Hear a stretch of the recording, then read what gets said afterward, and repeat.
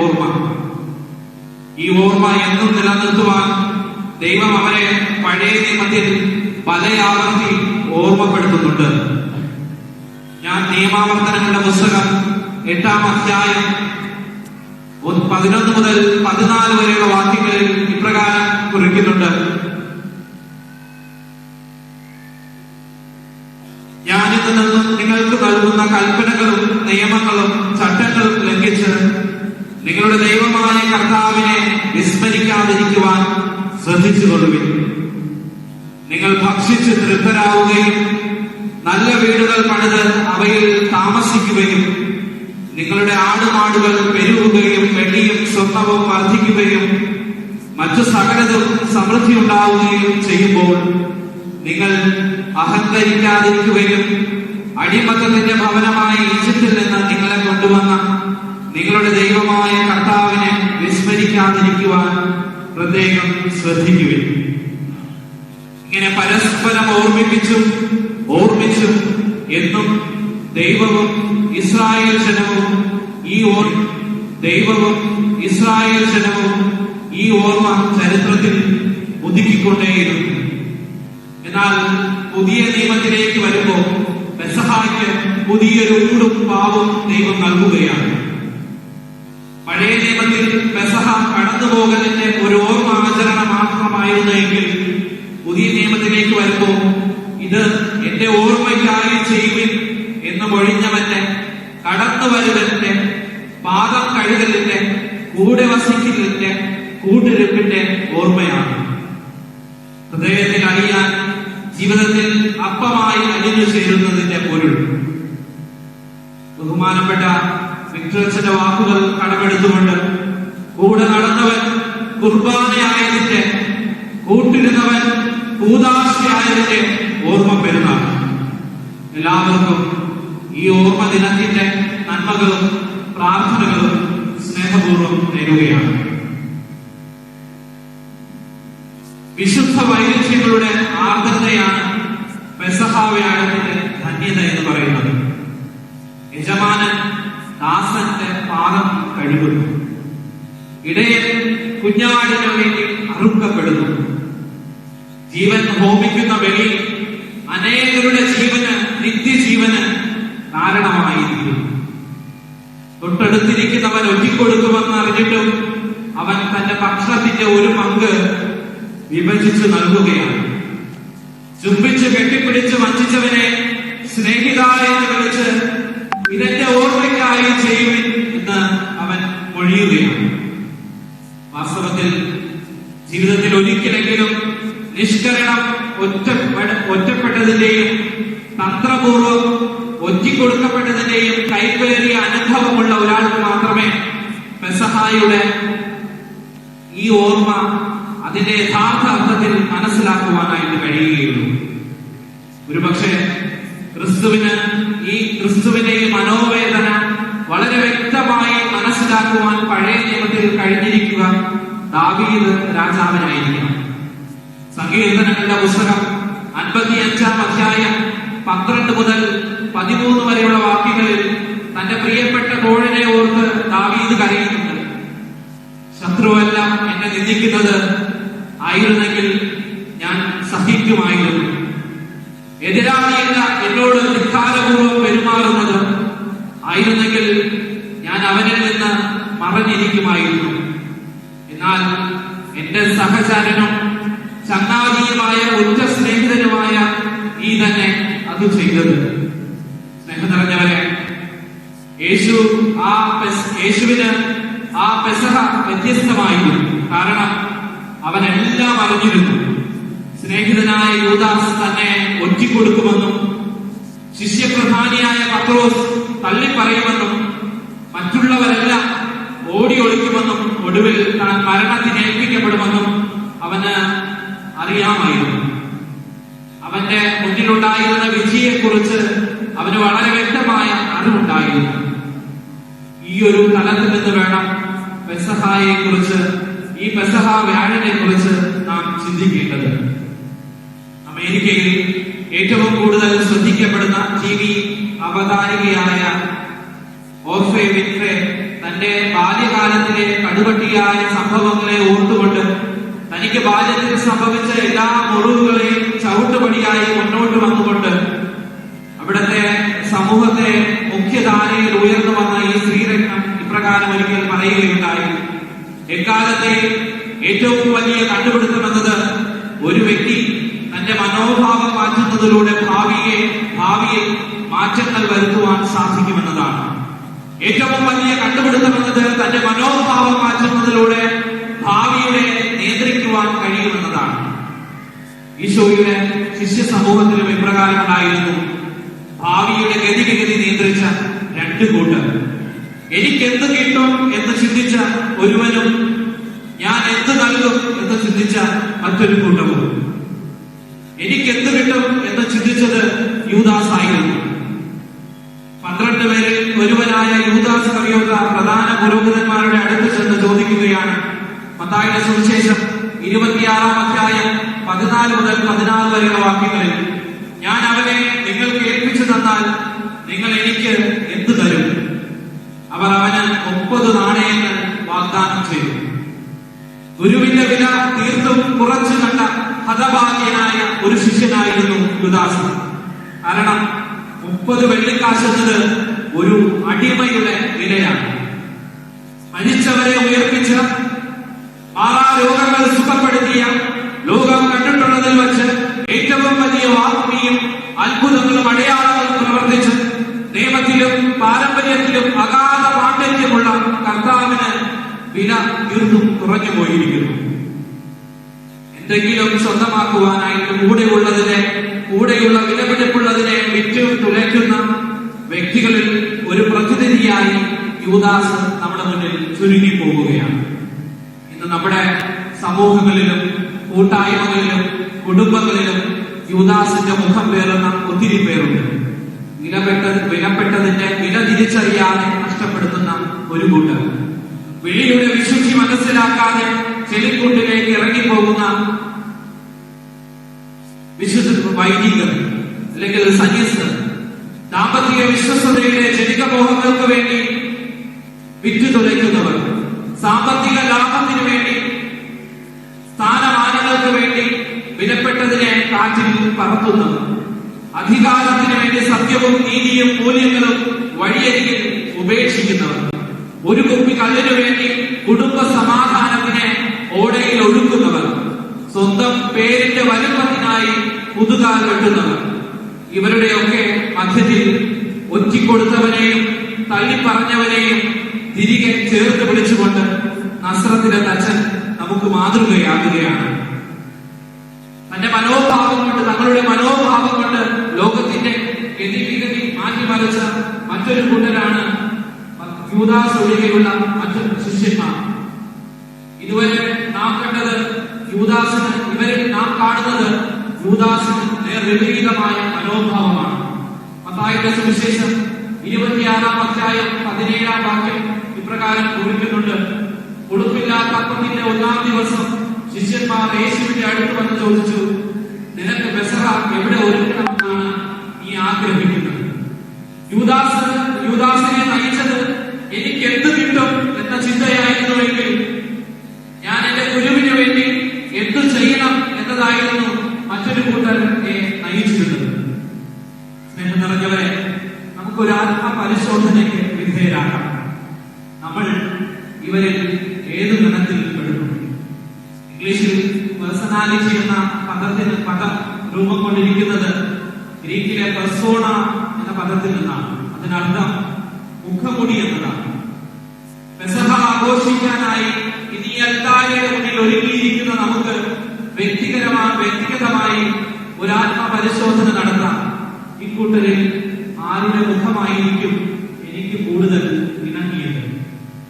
പെസഹ ഭക്ഷണം ക്രിസ്തു കണ്ടുപിടിച്ച ഒരു ഏർപ്പാടാണ്. മറിച്ച് പെസഹ ഭക്ഷണത്തിന് ഇസ്രായേലിന്റെ ചരിത്രത്തോളം പഴക്കമുണ്ട്.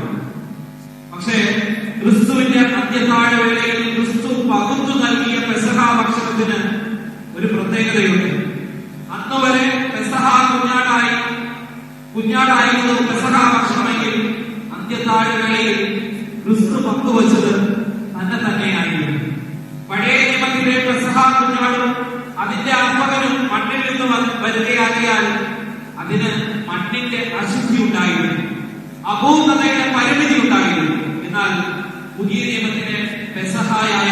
കുർബാനയും അർപ്പകനും അർപ്പിക്കുന്ന കുഞ്ഞാടുമായ യേശു വീട്ടിൽ നിന്നും ഉണ്ടായതിനാൽ സ്വർഗത്തിന്റെ പരിശുദ്ധി അതിലുണ്ട്. ആദിയിൽ ദൈവം വീട്ടിൽ നിന്ന് മണ്ണിലേക്ക് ഇറങ്ങി വന്നത് ജീവൻ നൽകുവാനായിരുന്നുവെങ്കിൽ ഇന്ന് അപ്പത്തിലേക്ക് അവൻ ചുരുക്കുന്നത് ജീവന്റെ സമൃദ്ധിക്ക് വേണ്ടിയിട്ടാണ്. ഒരു അപ്പത്തിലേക്ക് ചുരുങ്ങിയ ദൈവത്തിന്റെ ചിത്രമാണ് നാം ഇന്ന് ദിവ്യകാരുണ്യത്തിലൂടെ അനുഭവിക്കുന്നത്. നിരീശ്വരവാദിയായ പയവും ഇപ്രകാരം പറയുകയുണ്ടായി, man is what he feels. അതായത് മനുഷ്യൻ എന്നത് അവൻ തിന്നുന്നതാണ്. മനുഷ്യൻ എന്നത് അവൻ തിന്നുന്നതാണ് എങ്കിൽ എല്ലാ ദിവസവും വിശുദ്ധ കുർബാന ഇരു കൈകൾ നീട്ടി ഈ അൽത്താരയുടെ മുന്നിൽ നിന്ന് സ്വീകരിക്കുന്ന നാം എന്തുകൊണ്ട് മറ്റൊരു കുർബാനയായി രൂപാന്തരപ്പെടാത്തത്? എല്ലാ ദിവസവും ഈ അൽത്താരയുടെ മുന്നിൽ ദിവ്യബലിയിൽ സജീവമായി പങ്കെടുത്ത് ആദരവോടുകൂടെ കൈനീട്ടി വിശുദ്ധ കുർബാന സ്വീകരിച്ചിട്ടും എന്തേ നമ്മളിൽ ആരും മറ്റൊരു കുർബാനയായി രൂപാന്തരപ്പെടാത്തത്? എന്റെ സെമിനാരി പഠന കാലയളവിൽ അവധി കഴിഞ്ഞ ഒരു ദിവസം തിരികെ പോകുമ്പോൾ മറ്റു കൂട്ടുകാരൊക്കെ ജനശതാബ്ദിയിൽ ടിക്കറ്റ് ബുക്ക് ചെയ്തു. താമസിച്ച് ബുക്ക് ചെയ്തതുകൊണ്ട് ആ ട്രെയിനിൽ യാത്ര ചെയ്യുവാൻ എനിക്ക് സാധിച്ചില്ല. അതിന് പുറകെയുള്ള നേത്രാവതി എക്സ്പ്രസിലാണ് തിരികെ പോകുവാനായിട്ട് ഞാൻ ടിക്കറ്റ് ബുക്ക് ചെയ്തത്. അതുവരും താമസിച്ചാണ് അന്ന് ട്രെയിൻ പുറപ്പെട്ടത്. നേരത്തെ ടിക്കറ്റ് ബുക്ക് ചെയ്തതുകൊണ്ട് മറ്റൊരു ട്രെയിനിൽ യാത്ര ചെയ്യുവാൻ ഞാൻ പഠിച്ചു. തിരക്കൊത്തിരി ഉണ്ടായിട്ടും ഈ തിരക്കിനിടയിൽ എന്റെ സീറ്റിനരികെ എത്തിച്ചേർന്ന നിരീശ്വരവാദിയായ ഒരു മനുഷ്യൻ എന്റെ വേഷവിധാനത്തിലും സംസാരത്തിലും വ്യത്യാസം കണ്ട് എന്നോട് കുശലാന്വേഷണങ്ങൾ തുടർന്നു. ഞാനൊരു സെമിനാരി വിദ്യാർത്ഥിയാണെന്നും ദൈവശാസ്ത്രം പഠിക്കുകയാണ് എന്നും മനസ്സിലാക്കിയ അദ്ദേഹം എന്നോട് ഇപ്രകാരം ഒരു ചോദ്യം ചോദിച്ചു. നിങ്ങൾ ക്രിസ്ത്യാനികൾ എല്ലാ ദിവസവും പള്ളിയിൽ പോകുന്നവരല്ലേ? നിങ്ങൾ ഉറച്ചു വിശ്വസിക്കുന്ന ഒരു കാര്യം നിങ്ങൾ സ്വീകരിക്കുന്ന കുർബാനയിൽ നിങ്ങളുടെ ദൈവമുണ്ട് എന്നല്ലേ? എന്നിട്ടും എന്താണ് ഈ ദൈവത്തെ സ്വീകരിച്ചിട്ടും നിങ്ങൾക്ക് മാറ്റമൊന്നും വരാത്തത്? സ്നേഹം നിറഞ്ഞവരെ, ഓരോ ദിവ്യബലി അർപ്പിക്കുമ്പോഴും എന്റെ ചെവികളിൽ ആ ചോദ്യം ആവർത്തിച്ച് ഉദിക്കുന്നുണ്ട്, കേൾക്കുന്നുണ്ട്. നിങ്ങൾ ക്രിസ്ത്യാനികളല്ലേ? എല്ലാ ദിവസവും വിശുദ്ധ കുർബാന സ്വീകരിച്ചിട്ടും നിങ്ങളെന്തേ ക്രിസ്തുവിനെ പോലെ ആകാത്തത്? അതിനൊരൊറ്റ ഉത്തരമേ ഉള്ളൂ. യോഗ്യതയോടുകൂടെ അല്ലാതെ വിശുദ്ധ കുർബാന സ്വീകരിക്കുന്നത് കൊണ്ടാണ്. യോഹന്നാന്റെ സുവിശേഷം 13-ാം അധ്യായം 27-ാമത്തെ വാക്യം ഇപ്രകാരം കുറിക്കുന്നുണ്ട്: അപ്പക്കഷ്ണം സ്വീകരിച്ചതിനെ തുടർന്ന് സാത്താൻ അവനിൽ പ്രവേശിച്ചു എന്ന്. അന്ത്യത്താഴ വേളയിൽ ആദ്യമായി അപ്പം സ്വീകരിച്ച യൂദാസിലേക്ക് സാത്താൻ പ്രവേശിച്ചു എന്ന് സുവിശേഷകൻ രേഖപ്പെടുത്തിയിരിക്കുന്നു. ഒത്തിരി ഭയത്തോടുകൂടെ നാം വായിച്ചു മനസ്സിലാക്കേണ്ട സത്യമാണ്. ലോകത്തിൽ ആദ്യമായി വിശുദ്ധ കുർബാന അർപ്പിച്ചപ്പോൾ വിശുദ്ധ കുർബാന ക്രിസ്തുവിന്റെ കൈകളിൽ നിന്ന് ആദ്യമായി കൈക്കൊണ്ട ഒരു മനുഷ്യനിലേക്ക് സാത്താൻ പ്രവേശിച്ചു എന്ന് പറയുമ്പോൾ അതെന്താണ് അർത്ഥമാക്കുന്നത്? വിശുദ്ധ കുർബാന സ്വീകരിക്കുവാൻ തക്കവിധം യൂദാസ് ഒരുങ്ങിയിരുന്നില്ല. യോഹന്നാന്റെ സുവിശേഷം 13-ാം അധ്യായം 10-ാം വാക്യം ഇപ്രകാരം കുറിക്കുന്നുണ്ട്: കുളി കഴിഞ്ഞവന്റെ കാൽ മാത്രമേ കഴുകേണ്ടതുള്ളൂ, അവൻ മുഴുവൻ ശുദ്ധിയുള്ളവനായിരിക്കും. ഈ പശ്ചാത്തലം നമുക്കൊക്കെ സുപരിചിതമാണ്. പാദങ്ങൾ ക്രിസ്തു കഴുകുന്ന വേളയിൽ ശിഷ്യപ്രമുഖനായ പത്രോസ് ക്രിസ്തുവിനെ തടസ്സപ്പെടുത്തുകയാണ്. കർത്താവേ, നീ എന്റെ പാദങ്ങൾ കഴുകുകയോ? ക്രിസ്തു പ്രതിധരിക്കുന്നു: ശിമയോനെ, ഞാൻ നിന്റെ പാദം കഴുകുന്നില്ലെങ്കിൽ നിനക്ക് എന്റെ അപ്പത്തിൽ എന്നിൽ പങ്കില്ലായിരുന്നു. ഉടനെ ശിമയോൻ പത്രോസ് പറയുകയാണ്: കർത്താവേ, നീ എന്റെ പാദങ്ങൾ മാത്രമല്ല എന്റെ ശരീരം മുഴുവൻ കഴുകുക. ഉത്തരമായി ക്രിസ്തു പറയുകയാണ്: കുളി കഴിഞ്ഞവന്റെ കാൽ മാത്രമേ കഴുകേണ്ടതുള്ളൂ. എന്നാൽ വീണ്ടും ക്രിസ്തു 10-ാമത്തെ അധ്യായത്തിൽ 10 മുതൽ 11 വരെയുള്ള വാക്യങ്ങളിൽ പറയുകയാണ്: നിങ്ങൾ ശുദ്ധിയുള്ളവരല്ല, നിങ്ങൾ ശുദ്ധിയുള്ളവരാണ്, എന്നാൽ എല്ലാവരുമല്ല. തന്നെ കൊടുക്കുന്നവൻ ആരാണെന്ന് അവൻ അറിഞ്ഞിരുന്നു. അതുകൊണ്ടാണ് അവൻ അപ്രകാരം പറഞ്ഞത്. തന്റെ ശിഷ്യന്മാരിൽ ഒരുവൻ തന്നെ ഒറ്റിക്കൊടുക്കുവാൻ പോകുന്നുവെന്ന് ഈശോ ശിഷ്യ സമൂഹത്തിന് ആദ്യത്തെ മുന്നറിയിപ്പ് നൽകുകയാണ്. ഈ മുന്നറിയിപ്പ് യൂദാസിന് ഒരു ഓർമ്മപ്പെടുത്തലായിരുന്നു. മനസ്സു തിരിഞ്ഞ് പശ്ചാത്തപിച്ച് ദൈവത്തിലേക്ക് തിരികെ വരുവാനുള്ള ഓർമ്മപ്പെടുത്തൽ. എന്നാൽ സ്വതവേ മടിയനായ ഈ മനുഷ്യൻ കർത്താവിന് ഒന്നും അറിയത്തില്ല എന്ന ധാരണ മുന്നോട്ട് പോവുകയാണ്. യൂദാസിന് ദൈവം നൽകുന്ന, ക്രിസ്തു നൽകുന്ന ആദ്യത്തെ ഓർമ്മപ്പെടുത്തൽ. വീണ്ടും യോഹന്നാന്റെ സുവിശേഷം 10-ാം അധ്യായം 18-ാമത്തെ വാക്യം ഇപ്രകാരം കുറിക്കുന്നുണ്ട്: നിങ്ങൾ എല്ലാവരെയും കുറിച്ചല്ല ഞാനിത് പറയുന്നത്, ഞാൻ തെരഞ്ഞെടുത്തവരെ എനിക്കറിയാം. എന്റെ അപ്പം ഭക്ഷിക്കുന്നവൻ എനിക്കെതിരെ മുതുകാലുയർത്തി എന്ന തിരുവെഴുത്ത് പൂർത്തിയാകേണ്ടിയിരുന്നു. യൂദാസിന് തമ്പുരാൻ നൽകുന്ന രണ്ടാമത്തെ ഓർമ്മപ്പെടുത്തൽ. അവൻ അപ്പം സ്വീകരിക്കുവാൻ പോകുന്നത് വേണ്ടത്ര ഒരുക്കത്തോടും യോഗ്യതയോടും കൂടെ അല്ല എന്ന് മനസ്സിലാക്കിയ തമ്പുരാൻ അവന് ഓർമ്മപ്പെടുത്തുകയാണ്: യൂദാസെ, മനസ്സ് മാറി യോഗ്യതയോടുകൂടെ വിരുന്നിൽ കൊണ്ടുപോകാനായി. അപ്പോഴും യൂദാസ് അത് കണക്കിലാക്കുന്നില്ല. വീണ്ടും 10-ാം അധ്യായം 21-ാമത്തെ വാക്യം ഇത് പറഞ്ഞപ്പോൾ യേശു ആത്മാവിൽ അസ്വസ്ഥനായി അവൻ വ്യക്തമായി പറഞ്ഞു: സത്യം സത്യമായി ഞാൻ നിങ്ങളോട് പറയുന്നു, നിങ്ങളിൽ ഒരുവൻ എന്നെ ഒറ്റിക്കൊടുക്കും. ഈശോ കൃത്യമായി വളരെ വ്യക്തമായി ശിശു സമൂഹത്തെ നോക്കി ഒറ്റിക്കൊടുക്കുവാൻ പോകുന്നവന്റെ മുഖത്ത് നോക്കി തമ്പുരാൻ പറഞ്ഞു: നിങ്ങളിൽ ഒരുവൻ എന്നെ ഒറ്റിക്കൊടുക്കും. വ്യക്തമായി 3 തവണ ശിഷ്യ സമൂഹത്തിന് തമ്പുരാൻ ഓർമ്മപ്പെടുത്തൽ നൽകുന്നുണ്ട്. നിങ്ങളിൽ ഒരുവൻ യോഗ്യതയോടുകൂടെ അല്ലാതെ അപ്പം ഭക്ഷിക്കും. സ്നേഹം നിറഞ്ഞവരെ, യോഗ്യതയോടുകൂടെ അല്ലാതെ അപ്പം ഭക്ഷിച്ച യൂദാസിലേക്ക് പിശാച് പ്രവേശിച്ചു എന്നാണ് സുവിശേഷം സാക്ഷ്യപ്പെടുത്തുന്നത്. ഇനി വലിയ അർപ്പണത്തിൽ പങ്കുചേരുമ്പോൾ നമുക്ക് ആത്മാർത്ഥമായി ചിന്തിക്കാം: എന്തേ ഞാനൊരു ദിവ്യകാരുണ്യമായി മാറുന്നില്ല? എന്തേ ഞാനൊരു ദിവ്യകാരുണ്യമായി രൂപാന്തരപ്പെടുന്നില്ല? യോഗ്യതയോടുകൂടെ അപ്പം ഭക്ഷിക്കുന്നില്ലെങ്കിൽ ഈ അപ്പം നമുക്ക് നന്മയ്ക്ക് പകരം ശിക്ഷയ്ക്ക് കാരണമായി തീരുമെന്ന് പൗലോസ് അപ്പോസ്തലൻ പറഞ്ഞ വാക്കുകൾ നമ്മുടെ ഓർമ്മയിൽ സൂക്ഷിക്കാം. ഇന്നത്തെ തിരുക്കർമ്മങ്ങളിൽ ഒരു പ്രധാന കാര്യമാണല്ലോ പാദക്ഷാളനം. സ്നേഹത്തിന്റെ അനശ്വരമായ നിർവചനം നൽകിക്കൊണ്ട് ദൈവം മനുഷ്യന്റെ കാലോളം തലതാഴ്ത്തി നിൽക്കുന്ന ധന്യനിമിഷം. ഒരു തൂവാലയും ഒരു തുണ്ടപ്പവും കൊണ്ട് ഈശോ ക്രിസ്തീയ ആത്മീയതയുടെ മുഖം മാറ്റിയെഴുതുകയാണ്. രക്ഷാകര രഹസ്യത്തിന്റെ ഇടപിടിക്കാനാകാത്ത ഈ 2 സംഭവങ്ങളാണ് പാദക്ഷാളനവും പ്രാണദാനവും. മണ്ണോളം താഴ്ന്ന ദൈവം തന്റെ ശരീരത്തിന്റെ മുറിവിലൂടെ മനുഷ്യനെ പിന്നിലേക്ക് ഉയർത്തുകയാണ്. യഹൂദ പാരമ്പര്യം അനുസരിച്ച് യഹൂദ അടിമകൾ പോലും ചെയ്യാത്ത പ്രവൃത്തിയാണ് പാദക്ഷാളനം. സാധാരണയായി യഹൂദ ഭവനങ്ങളിൽ പാദക്ഷാളനം നടത്തുക വിജാതീയതയാണ്. ഫിലിപ്പിയർക്ക് എഴുതിയ ലേഖനം 2-ാം അധ്യായം 7-ാം വാക്യം: അവൻ തന്നെ ശൂന്യനാക്കി ദാസന്റെ രൂപം സ്വീകരിച്ചു. വലിയവർ മാത്രമുള്ള ഒരു ലോകമാണ്. ഇവിടെ ചെറിയവരായി ജീവിക്കുവാനായിട്ട് ആർക്കും താല്പര്യമില്ല. ചെറിയവനാകുവാൻ ആർക്കും മനസ്സുമില്ല. ജനിക്കേണ്ടത് എവിടെയെന്നും കൊല്ലപ്പെടേണ്ടത് എന്താണെന്നും വളരെ വ്യക്തമായി മനുഷ്യന് അറിയാം. മനുഷ്യൻ ഒത്തിരി വലുതായി, ഒത്തിരി അവൻ വലുതായി തീർന്നിരിക്കുന്നു. ആരും കൊല്ലപ്പെടാതിരിക്കുവാൻ ദിവ്യ കുഞ്ഞാടായി അന്ത്യത്താഴത്തിൽ മുറിക്കപ്പെട്ടവൻ ഇന്ന് നമ്മോട് ആവശ്യപ്പെടുകയാണ് ചെറുതാകുവാനായി, എളിമപ്പെടുവാനായിട്ട്.